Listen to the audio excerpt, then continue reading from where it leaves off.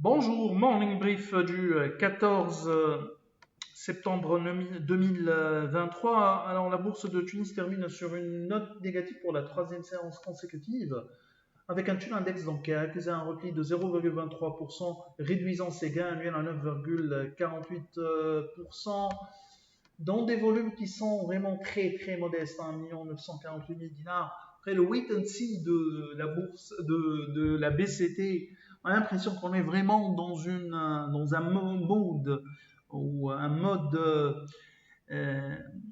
wait and see pour la bourse de Tunis. Le titre le plus échangé était SFBT avec un volume de seulement 250 000 dinars. 234 000 dinars échangés également sur Biat pour ce qui est des principaux écarts de la journée. On a servi comme qui monte de 4,76%, 4,30% de hausse pour STIP.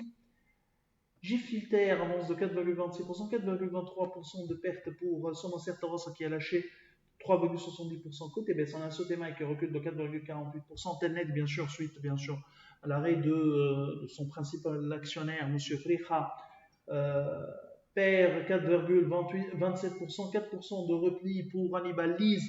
EADH a cédé 3,13%, 2,56% pour Electrostar. Telnet, on n'est pas au premier arrêt ou au premier pépin ou difficulté, des premières difficultés pour M. Friha, l'homme phare de Telnet. On verra comment la gouvernance s'organisera entre-temps, noix, comme disent les Américains, au niveau de Telnet. On attend bien sûr des communiqués de la part de la société. Alors, de l'actualité pour ce matin, on commence par le déficit commercial qui se creuse sur un rythme mensuel, mais il est encore en contraction par rapport à l'année dernière.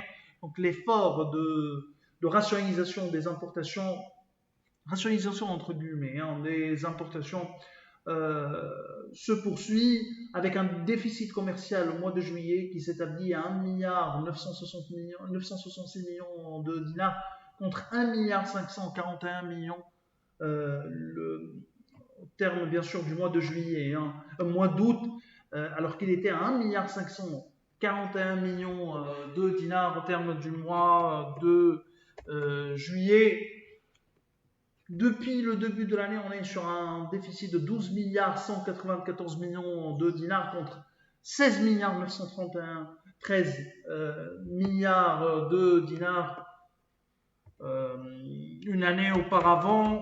Bien sûr, la baisse du déficit commercial donc s'explique par l'accélération des exportations. On est à plus 10,1% alors que les importations baissent de 1,8%.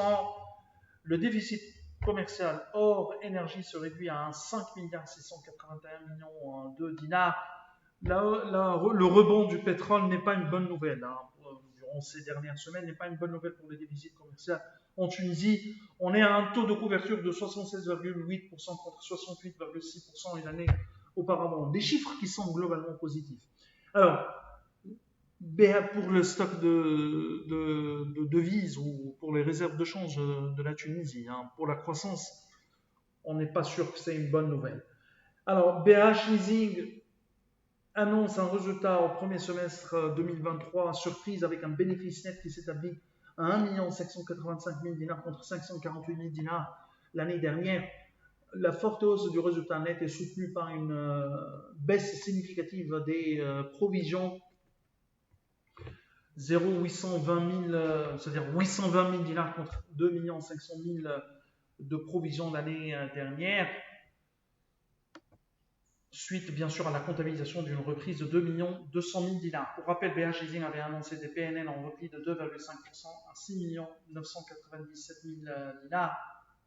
Alors, nous restons plus prudents sur le résultat du deuxième semestre, surtout que les pressions sur les marges d'intérêt devraient se maintenir au cours des prochains mois. Notre modèle sera revu à la hausse. On a également Simon de Béziers qui voit son déficit se creuser au cours du premier semestre 2023 avec un résultat net déficitaire de 17 270 000 dinars contre 11 894 000 dinars de pertes l'année dernière. EBITDA S1 2023 encore positif, mais il s'établit à un niveau modeste autour de 300 000 dinars contre 1 996 000 dinars l'année dernière. Pour rappel, SCB avait annoncé des ventes S1 en 2023 en repli de 16,7% à 48 177 000 dinars. Pour le moment, le cash flow opérationnel résiste suite à une meilleure maîtrise de son cycle d'exploitation. Cependant, l'endettement du cimentier inquiète encore malgré une amélioration au cours du premier semestre. Dette financière nette à 136 826 000 dinars contre 144 millions au 31/12/2022. D'ailleurs, les charges financières ont bondi de 47% à 5 954 000 dinars. Nous envisageons de réduire encore les perspectives 2023. C'est tout ce qu'on a pour ce matin. Nous vous remercions pour votre attention. On vous donne rendez-vous pour demain matin. Au revoir. À demain.